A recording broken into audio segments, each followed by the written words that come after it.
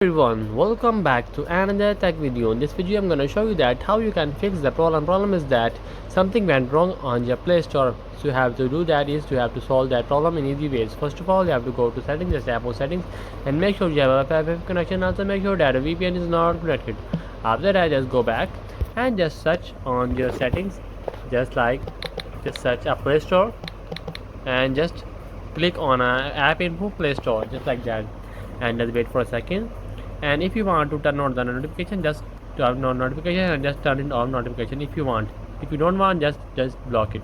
After that, just scroll down and just go to the storage, just tap on storage and just clear all caches. And also if you want to delete the data, just delete data, just like that. I want to delete the data, just I'm gonna delete all the data. After that, just go back and just go to the memory, and here it will show the memory of your Play Store. After that, just go back, and after that you have to just do that settings and just go to the mobile data. And if you have to just allow mobile data, allow background data usage, just tap on it, and also a data saver, just on that to go.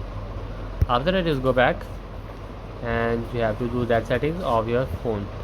So that's the video. Make sure you like our video and subscribe our channel for more tech related videos.